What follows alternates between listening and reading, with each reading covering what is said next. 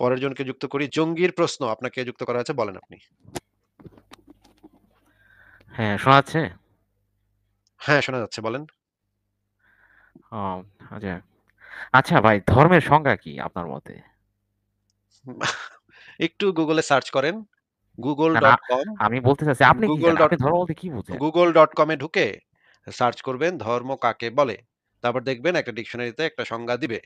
যেই সংজ্ঞাটা দিবে ওইটাই আমার সংজ্ঞা। হ্যাঁ? আচ্ছা, যদি ওইটাই আপনার সংজ্ঞা হয়ে থাকে, তাহলে তো ইসলাম তো তথাকথিত ধর্মের যেই সংজ্ঞা, সেই সংজ্ঞার সাথে তো ইসলামকে মিলানো যায় না, তাই না? 1:1 আচ্ছা, এ? আপনি গুগলে কখনো ঢুকে সার্চ করে দেখছেন? ধর্ম কাকে বলে এটা লিখে সার্চ করে দেখছেন? এখানে উইকিপিডিয়াতে তো ওখানে বিস্তারিত বলা আছে, তাই না? আপনি বলেন ধর্মের সংজ্ঞা কি? আরে আমি বলব আপনাকে তো বললাম গুগলে ঢুকে আপনি দেখছেন যে এই জিনিসটা লিখে দেখছেন এবং এই সংজ্ঞাটার সাথে ইসলামকে মিলায়ে দেখছেন আপনি?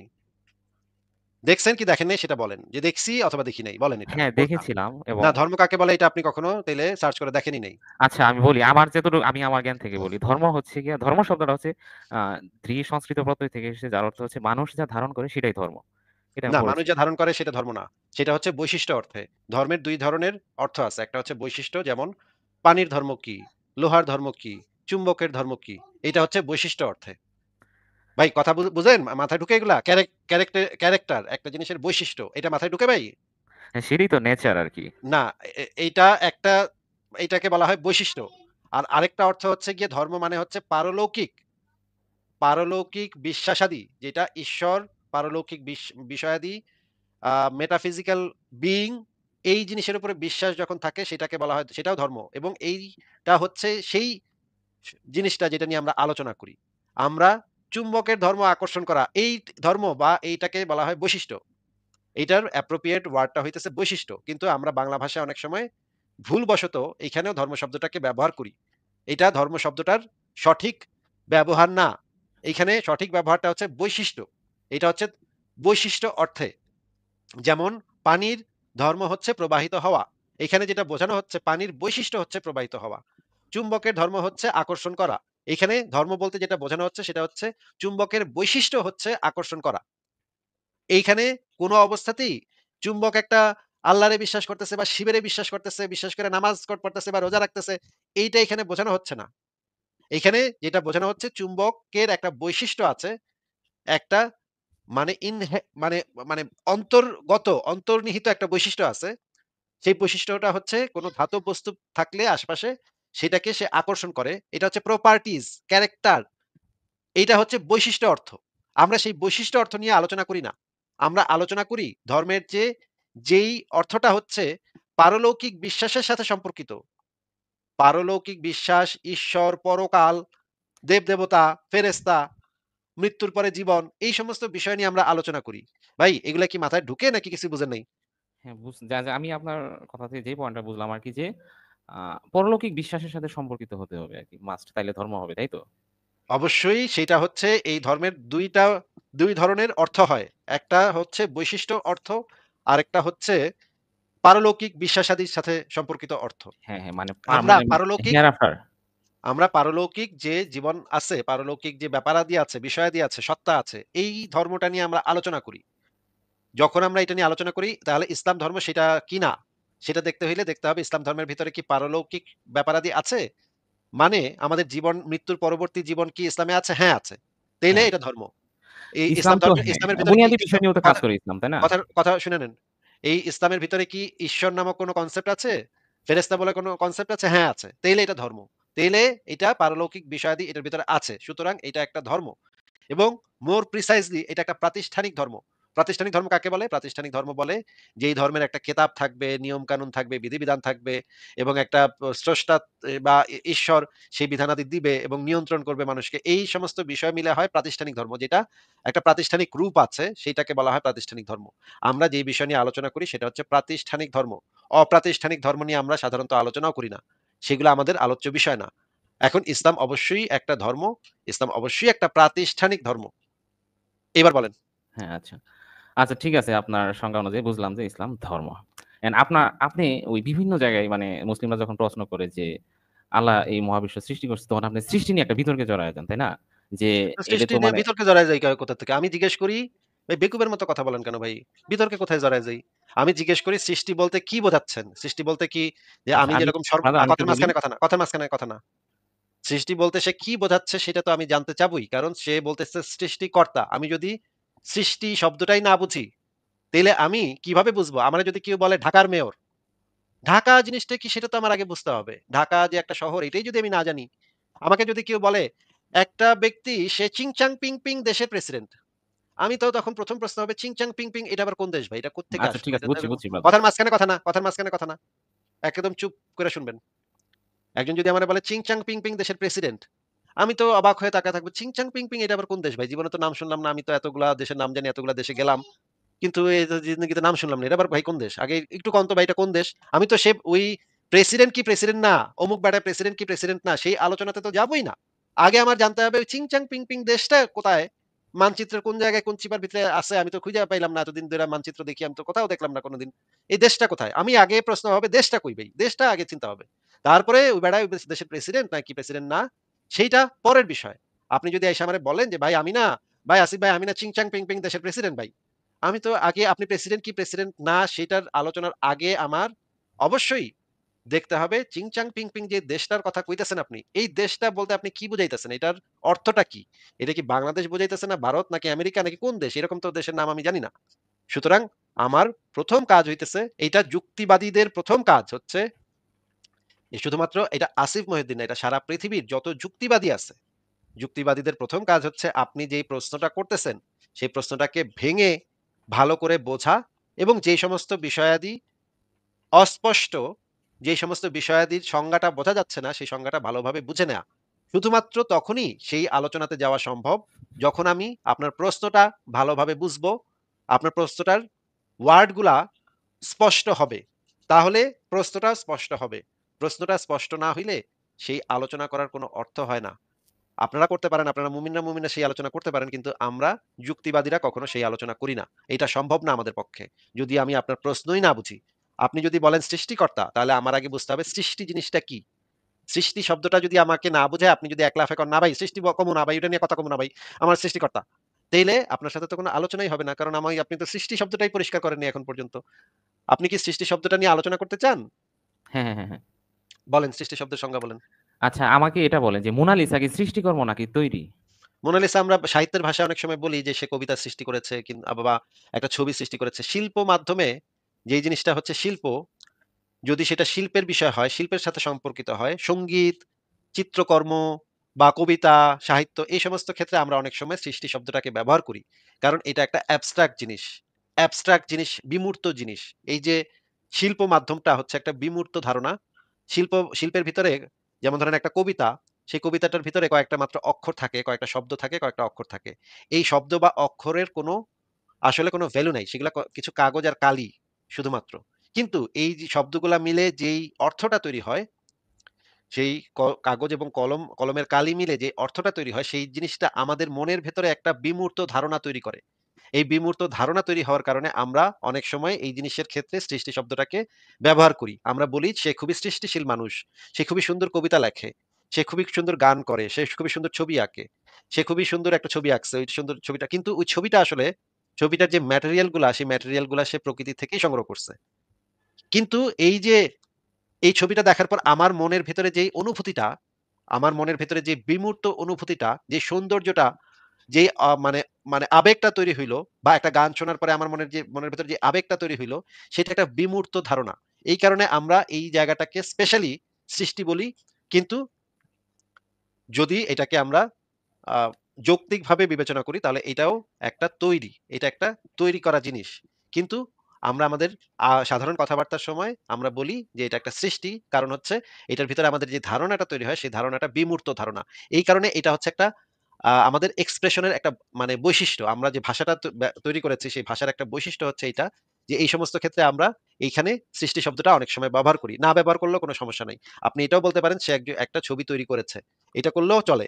কিন্তু আমরা এটাকে আরেকটু বেশি এমফাসাইজ করি শব্দটাকে, যেন যে এটা বানিয়েছে, যে এই ছবিটা তৈরি করেছে, তার গুরুত্ব বোঝা যায়। সেই কারণে আমরা অনেক সময় এই শব্দটা ব্যবহার করি। কিন্তু এটা না করলেও কোনো সমস্যা নাই। সৃষ্টি শব্দটা ব্যবহার না করলেও এই ক্ষেত্রে কোনো প্রবলেম হয় না।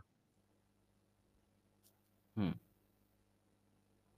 হ্যাঁ, বলেন সৃষ্টি শব্দটা এবার আর কোন প্রশ্ন না করে সৃষ্টি শব্দটার সংজ্ঞাটা দেন।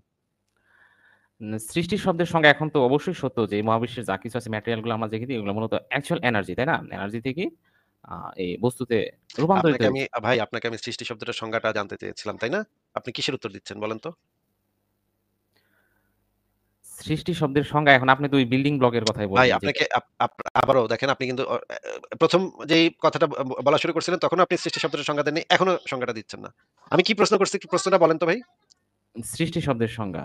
হ্যাঁ, এবার উত্তর দেন। আর কোন এদিক-সেদিক কইরেন না, হ্যাঁ? জাস্ট উত্তরটা দেন। সৃষ্টি শব্দটার সংজ্ঞাটা দেন। আর কোন কথা বইলেন না, হ্যাঁ? হ্যাঁ, অ্যাকচুয়াল সৃষ্টি শব্দের সংজ্ঞা হচ্ছে জেনেসিস ক্রিয়েশন। আরে জেনেসিস ক্রিয়েশন দিলে তো আবার জেনেসিস ক্রিয়েশন এটার সংজ্ঞা দিতে হবে। আপনি সৃষ্টি শব্দটার মানে সাধারণ বোধগম্য একটা সংজ্ঞা দেন। এখন তো আপনি যেটা বলবেন, আপনি তো তৈরির কথা আমি তৈরিকে সৃষ্টিকর্ম বললেন। যেমন মানুষের কথাই বলি। এগুলো মহাবিশ্ব থেকে নেচার থেকে বিভিন্ন এলিমেন্ট দিয়ে মানুষের তো দেহটা তৈরি আপনি হয়েছে, তাই না? আপনি আপনি আপনি কি তাহলে সৃষ্টি হইছেন নাকি তৈরি হইছেন? আমি তৈরি, আমি কখনোই সৃষ্টি না। আপনি তো জন্ম হইছেন। আপনি তো তৈরিও হন নাই। আপনি জন্ম হইছেন।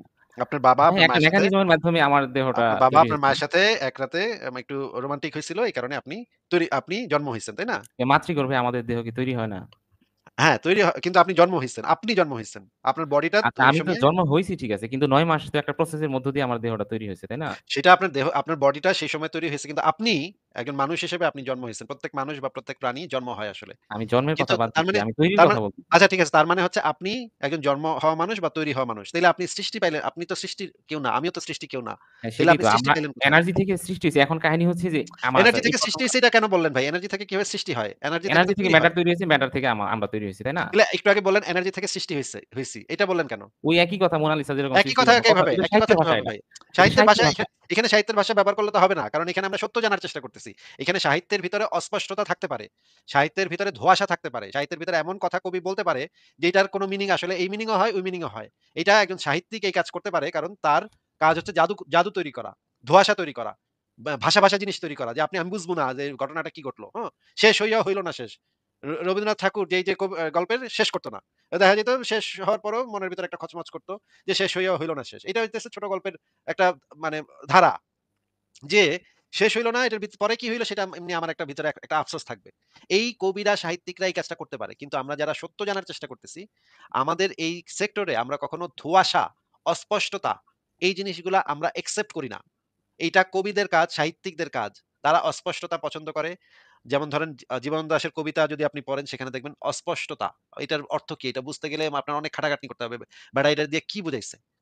একজন সাহিত্যিকের কাজই হইল এই ধোঁয়াশা তৈরি করা, অস্পষ্টতা তৈরি করা এবং আপনাকে ঘোরের ভিতরে নিয়ে যাওয়া।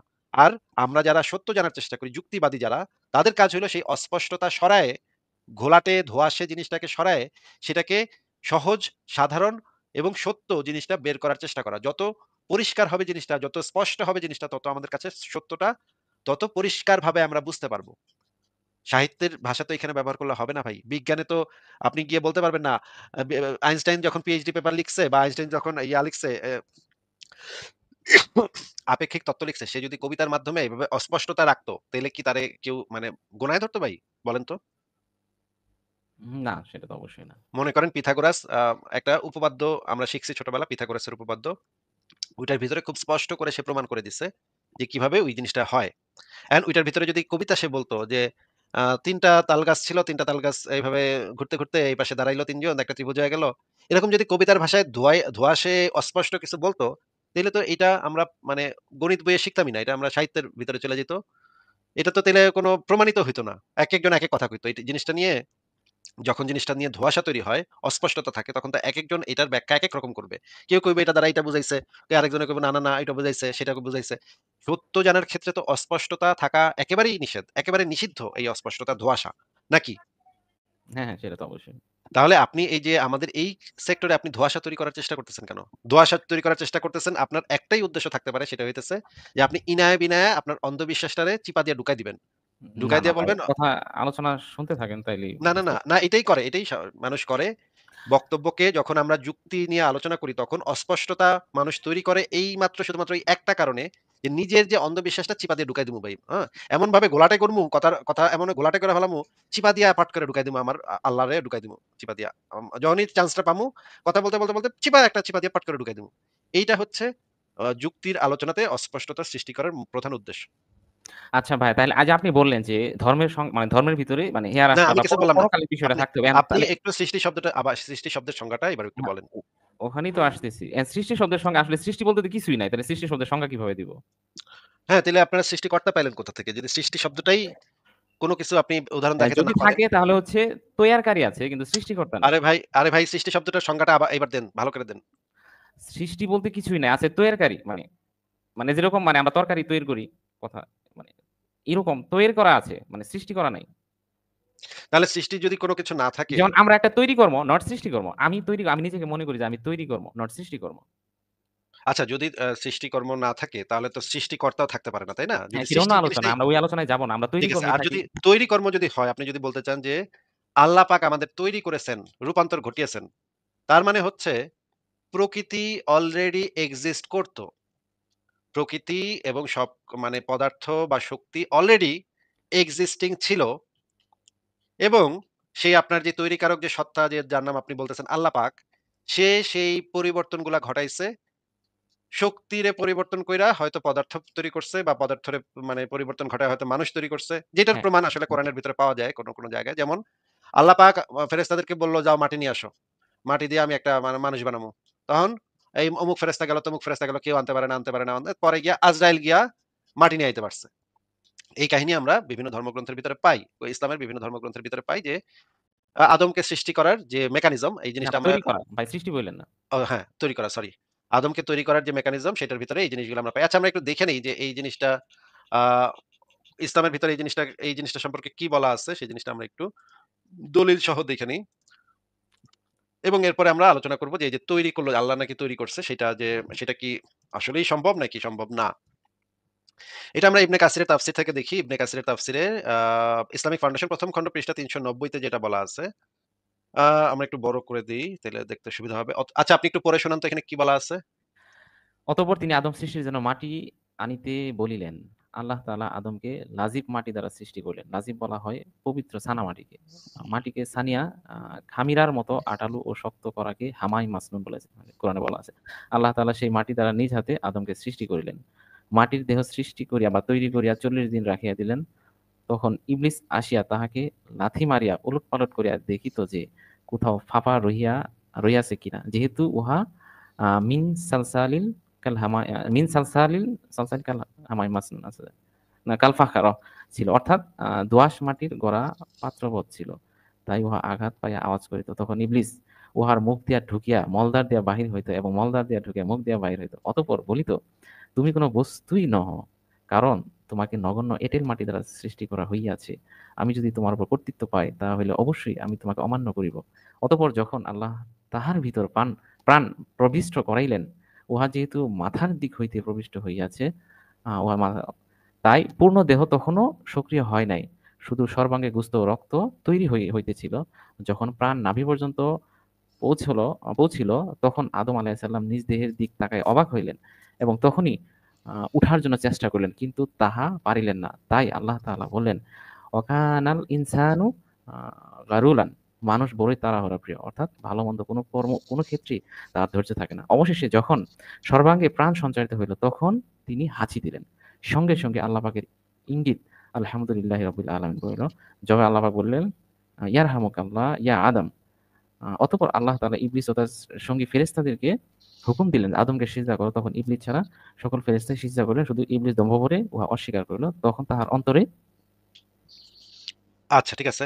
আমরা এই জায়গাটা পড়ে আমরা যেটা বুঝলাম যে আদমকে আল্লাহ পাক তৈরি করছে। আদমকে তৈরি আল্লাহ পাক করেছে। তো হ্যাঁ, সৃষ্টি করে নাই। তাই না? সৃষ্টি তৈরি তো করেছে। হয়তো সে তো পৃথিবী থেকে মাটি অলরেডি এক্সিস্টিং মাটি। হ্যাঁ, এই সেটাই। মাটিতে তার মানে আল্লাহ পাক কোন সৃষ্টিকর্তা না। আল্লাহ পাক হচ্ছে তৈরিকর্তা নাকি? তৈরি কর্তা। হ্যাঁ, হ্যাঁ। আচ্ছা।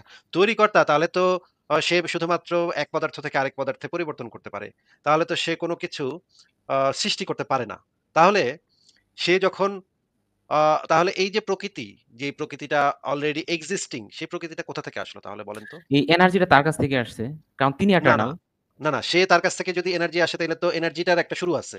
তাইলে তো আপনার দেখাইতে হবে যে এনার্জির শুরু না, হইতে কারণ পারে। তো এনার্জি তো যেটা শুরু তার শেষ আগে নাই। এটা তো আপনি জানেন। তাহলে আপনি যে বললেন তার থেকে আসছে? মানে সৃষ্টিকর্তার একটা নামই কিন্তু আছে নূর বা লাইট বা এনার্জি। আরে ভাই আপনার সেই সৃষ্টিকর্তা থেকে কি এনার্জি আসছে? হ্যাঁ, হ্যাঁ, হ্যাঁ। তাইলে আপনি না একটু আগে বললেন যে তার থেকে যদি এনার্জিটা আসে সেটা কোন সময়ে আসছে? একটা সময় তো সে আর এনার্জি তাইলে একসাথে ছিল। হ্যাঁ, একটা সময় এনার্জিটা তার পরে তার তার অংশ ছিল। উনি এনার্জিকে আলাদা করে দিছে। এই জিনিস আপনি পাইছেন কোথায়? যে তার সাথে একসাথে ছিল এনার্জি, সে তার থেকে আলাদা করে দিছে এনার্জিকে। এটা পাইছেন কোথায়? বা এটার এটা আমি ইয়াটা কি? এটা আমি একটা তাফসীরে পড়েছিলাম যে স্রষ্টা তাহলে এনার্জি যদি তার থেকে আলাদা করে দেয়, তাহলে তো সেই অবস্থা থেকে সেই সময় থেকে এনার্জির সূচনা হইল, তাই না? হ্যাঁ, হ্যাঁ, তখন থেকে এনার্জির তাহলে সূচনা। এনার্জির যে সূচনা হয়, শুরু হয়, তাহলে এই জিনিসটা প্রমাণ করেন। না, সূচনা হবে কোত্থেকে? এনার্জি তো তার দেহের অংশ ছিল। উনি তার দেহ থেকে কিছু এনার্জি আলাদা করে মানে দিছে। আপনি বলতে চাচ্ছেন যে যে আমাদের মহাবিশ্ব এই যে সৃষ্টি করছে সৃষ্টি আর আমাদের এই সৃষ্টি এবং মানে আপনার যে আল্লাহ সেটা একটা সময় একত্রিত ছিল। হ্যাঁ, হ্যাঁ, মানে এই এনার্জি গুলা তার অংশ ছিল। এই এনার্জি গুলা তার অংশ ছিল, সে আলাদা করে দিছে। হ্যাঁ, এনার্জি গুলাকে উনি তার অবস্থান থেকে বিচ্ছিন্ন করে দিছে। দিয়ে এই মহাবিশ্ব সৃষ্টি করছে। এটা পাইছেন কোথায় একটু দেখান, ইসলামের এটা আমি কোথায়? একটা তাফসীরে পড়েছিলাম, একটা ইংলিশ একটু তাফসীরে দেখান। পড়েছিলাম। একটু দেখান, এই যে ইংলিশ তাফসীরটা একটু বের করে দেখান যে না এই মুহূর্তে তো এনার্জি তার আসলে সাথে আমি একসাথে ছিল, দেখেন তবে সে আমি দিব এটাকে আমি আলাদা আপনার করে সাথে আবার দিছে। লাইভে আসলে আমি ওই মানে রেফারেন্সটা নিয়ে আসতে পারবো। এই কিন্তু মুহূর্তে আপনি পাবো তো না। একটু আগে বললেন যে সে হচ্ছে তৈরিকর্তা, সে সৃষ্টিকর্তা না। তাহলে এই যে সে তো এক্সিস্টিং পদার্থ থেকেই তৈরি করেছে, ওই যে তাই না? মানে এনার্জি তার দেহেরই অংশ। এই যে আমরা যে এনার্জি গুলা দেখতেছি আল্টিমেটলি এগুলো তার দেহেরই অংশ। তার যদি আবার দেহ থাকে কেমনে ভাই তাইলে? দেহ বলতে তার অংশ। তিনি তো মানে উনি এনার্জি, আচ্ছা, উনি সেই সম্পূর্ণটাই আপনার যে এনার্জি। সেই আল্লাহ, সেই আল্লাহর কি দেহ আছে? নূর মানে আল্লাহর একটা হাদিসে আছে না আল্লাহ মানে রাসূল নূর বা বলছেন ফুৎ দেহ আছে নাকি? বডি আছে নাকি? বডির কথা তো আমরা কোরআন হাদিস থেকে জানতে পারি। হ্যাঁ, তার আছে তাহলে দেহ বডি আছে। থাকলে বডিটা কি দিয়ে তৈরি? এনার্জি দিয়ে নূর দিয়ে তৈরি। বডির মৌলিক পদার্থগুলা কি, কি? লাইট। লাইট দিয়ে তৈরি হয় কেমনে? লাইট দিয়ে মানে কোন কেন? কিছু তৈরি হয় এই যে কেমনে? আপনি ইসলামের নবী মোহাম্মদ বলছেন না সাল্লাল্লাহু আলাইহি সাল্লাম যে আ স্রষ্টাকে তো দেখা যায় না। কারণ উনি সম্পূর্ণ লাইট, আলো। মানে আলোর কণিকা দিয়ে মেরাজের একটা গল্পে বলা আছে না? তার বডিটা আলোর কণিকা দিয়ে তৈরি। এটা হ্যাঁ, আপনি লাইট। বলতে উনি চাচ্ছেন। সম্পূর্ণ এনার্জি। কিন্তু আমরা তো জানি যে এই নূর এই জিনিসটাও আল্লাহ সৃষ্টি করেছেন। আলো এই না, জিনিসটাও নূর তো আল্লাহর তার সৃষ্টি। নাম। না, আল্লাহ আলো সৃষ্টি করেছেন। এটা মানে কোরআন হাদিসের বহু জায়গাতে বলা আছে। আমি বের করে দেখাতে পারব। না, আল্লাহ নূর সৃষ্টি করছে এমন কোন কিছু বলা নাই। আচ্ছা ঠিক আছে। আমি তাহলে বের করে দেখাই যে আল্লাহ নূর সৃষ্টি করছে কিনা। নূর যদি তো দেখাতে তার পারি অংশ এটা। যদি দেখাতে পারি যে আল্লাহ নূর সৃষ্টি করেছে। যদি সৃষ্টি করেছে দেখাইতে পারেন, তার মানে বুঝাই গেল যে এই যে নেচার এটা এটার্নাল না। বরং আ মানে এনার্জি গুলা মূলত সৃষ্টিকর্ম। এটা আসলে এটার্নাল কিছু না। আচ্ছা ঠিক আছে। আমি দেখাচ্ছি, বের করে দেখাচ্ছি। আ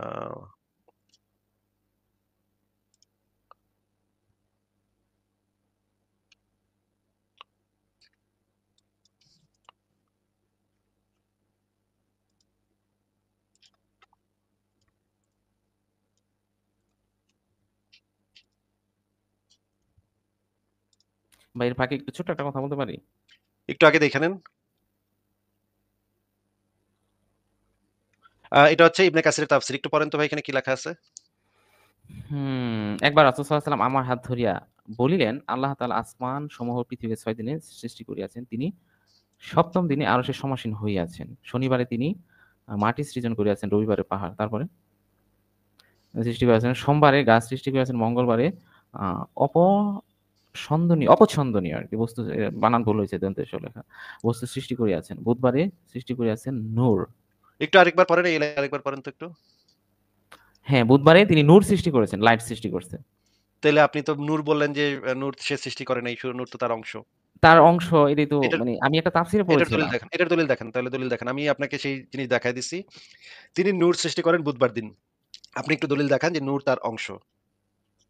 আচ্ছা আমি রেফারেন্স কালেক্ট করে পরবর্তী যদি আপনার সাথে আবার লাইভে আসি তখন আমি দেখায় দিব না ইনশাআল্লাহ। তাহলে আজকে তো আপনার যেটা আপনি দাবি করবেন ভাই সেই জিনিসটা তো আপনার সামনাসামনি দেখাইতে হবে। নাহলে তো আমি আচ্ছা যাক এখন ব্রাদার আচ্ছা এটা তো আছে এখানে থাকলো। আমি আসলে এই এক ভাই কমেন্ট করছে। কমেন্ট থেকে একটা কথা বলতে পারি?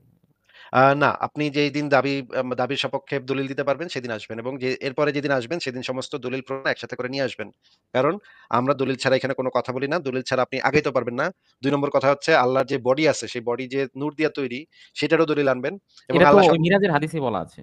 আচ্ছা, সর্বপ্রথম সৃষ্টি মানে মিরাজের রাতে তো আল্লাহর নবী মুহাম্মদ তো নবীরে আল্লাহরে দেখাই নাই। তাহলে আপনি পাইলেন কোথায়? দেখছি বলা যাই হোক হয়েছিল যে আপনি দেখছেন কিনা। পরে বলছে যে উনি তো নূর। উনাকে কিভাবে দেখব?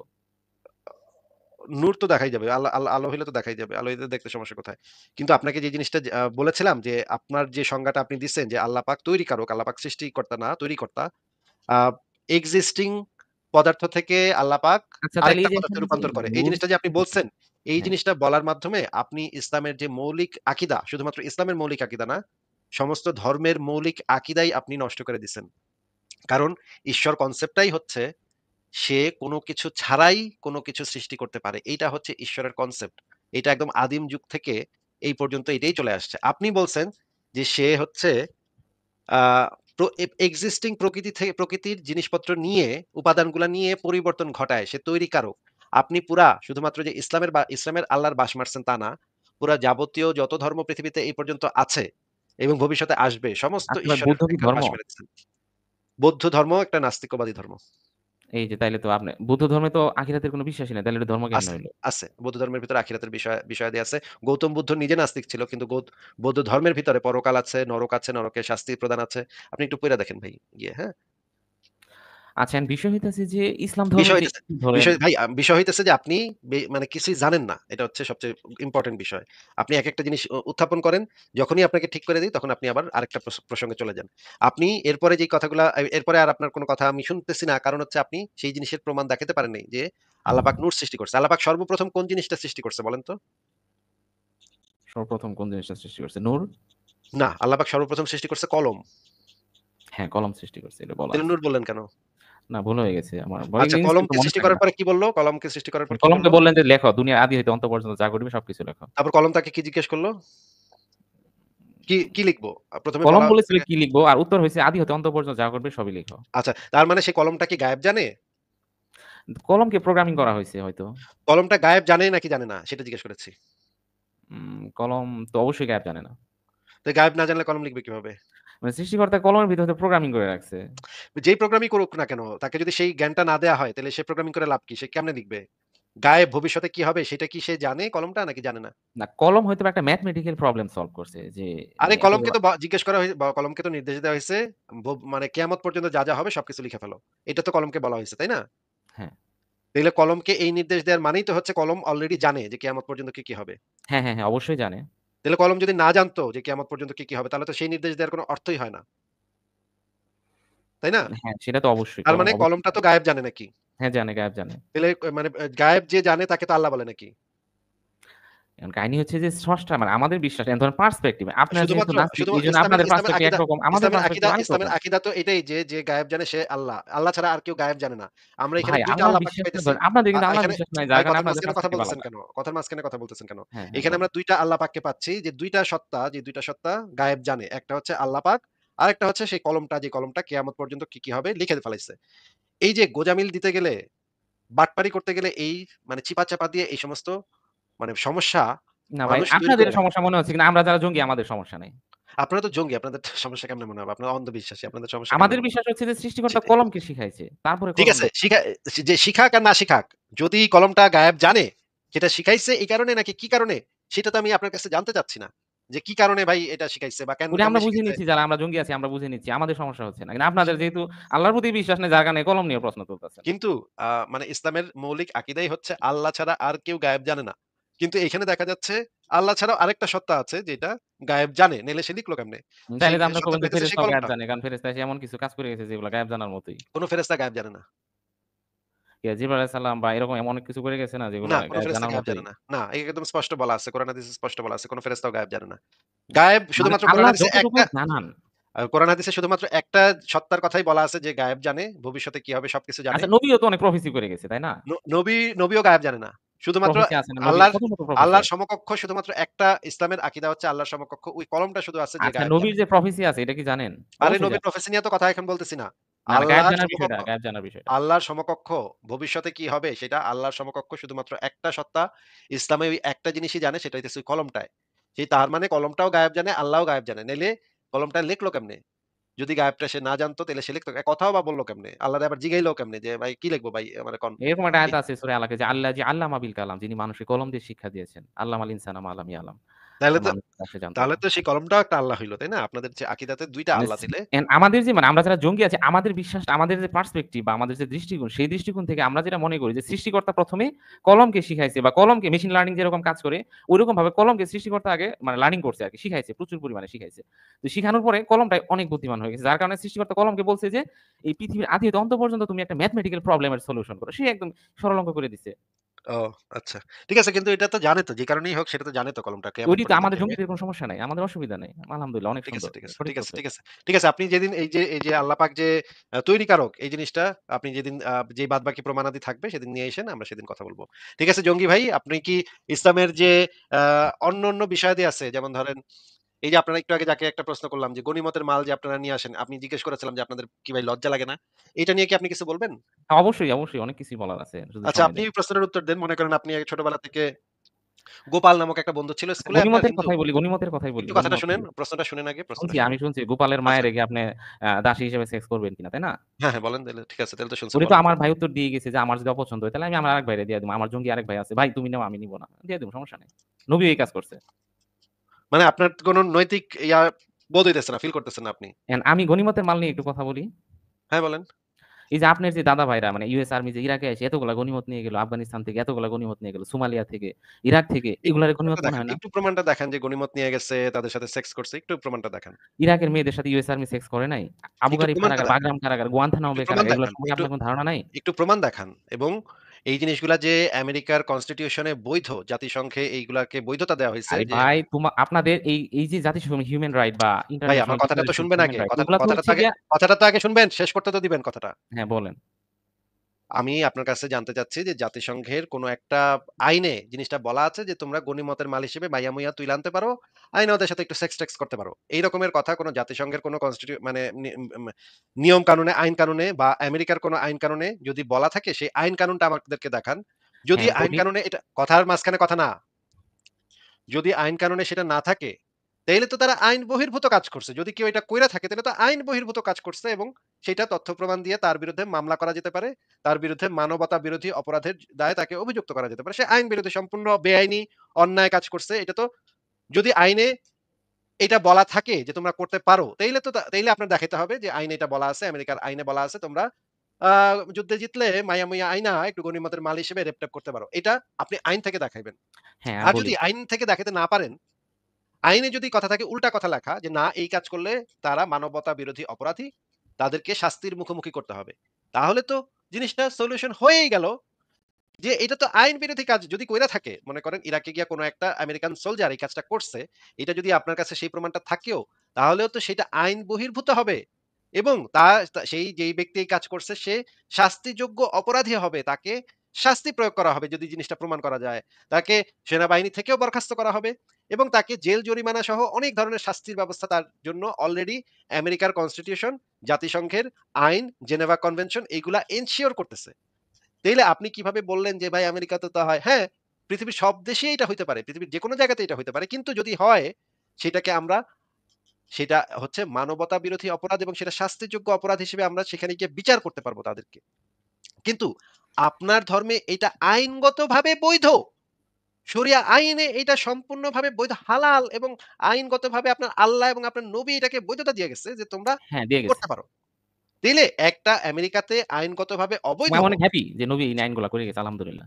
হ্যাঁ, সেইজন্যই তো আপনাদেরকে জঙ্গি বলি ভাই। এইটা মনে করেন আমেরিকা বা জার্মান বা জাতিসংঘের কনস্টিটিউশন এ এটা অবৈধ, মানবতা বিরোধী অপরাধ। তারপরেও কিছু লোকজন আছে যারা খারাপ লোক, যারা সেনাবাহিনীর ভিতরে ঢুইকা তারপরে যুদ্ধ কইরা মেয়েদেরকে রেপ করছে। এরকম হ্যাঁ, পাওয়া যাইতেই পারে পৃথিবীর কোনো না কোনো দেশে নিশ্চয়ই এরকম কেউ না কেউ কিছু করছে। এদেরকে আমরা শাস্তির মুখোমুখি করতে পারি যদি এদের বিরুদ্ধে আমরা তথ্য প্রমাণ পাই যে এরা এই কাজগুলা করছে, মানবতা বিরোধী অপরাধ করছে, এটা পাইলে আমরা তাদেরকে বিচারের কাঠগড়ায় দাঁড় করাইতে পারি এবং শাস্তির মুখোমুখি করতে পারি আইন অনুসারে। কিন্তু ভাই আপনার ইসলাম ধর্মে তো আইনই এটাকে বৈধতা দিয়ে দিচ্ছে। হ্যাঁ, আইনের ভিতরে সেটাই। আছে যে তোমরা এটা করতে পারো। হ্যাঁ, হ্যাঁ, হ্যাঁ, তাইলে বুঝতে আপনি পারলাম। কাহিনী হচ্ছে আমেরিকার তাইলে মামলাটা যদি আমেরিকার আমার মতো উদাহরণটা কেন জঙ্গি করে দিচ্ছেন ভাই? আমি বুঝতে আচ্ছা ভাই পারতেছি না আপনি বলি। আমেরিকায় অমুক তমুক সালে তমুক, তমুক করছে এই উদাহরণটা কেন দিচ্ছেন ভাই? এই উদাহরণটা দেওয়ার অর্থটা কি বুঝলাম না। আচ্ছা আমি বলি ভাই। ধরেন ইরাকে একটা ইউএস আর্মি একটা মেয়ের জেলখানায় নিয়ে তার রেপ করছে। ৯ বার রেপ করছে এবং সে মারা গেছে জেলখানার ভিতরেই ধর্ষিত হয়ে নিজেকে সহ্য করতে না পেরে আত্মহত্যা করে মারা গেছে। এটা আপনার কান পর্যন্ত পৌঁছেছে কিনা আমি জানি না। পৌঁছাইলে ভালো। কাহিনী হচ্ছে এই যে ঘটনাটা ঘটাইলো ইউএস আর্মি এখন আমি জঙ্গি হয়ে যদি তাদের কাছে বা জাতিসংঘের কাছে মামলা করি তাহলে কি জঙ্গির মামলা জাতিসংঘ নিবে? কেন নিবে না? জাতিসংঘ তো যে কেউ আমি এই জঙ্গি, বিষয় আমার মামলা নিবে? আপনি জঙ্গি না ফঙ্গি এটা দিয়ে জাতিসংঘের কি? আপনি যদি সেখানে কমপ্লেইন করেন যে, "দেখো তোমরা ইনভেস্টিগেট করে দেখো। এইখানে একটা মেয়েকে রেপ করা হইছে।"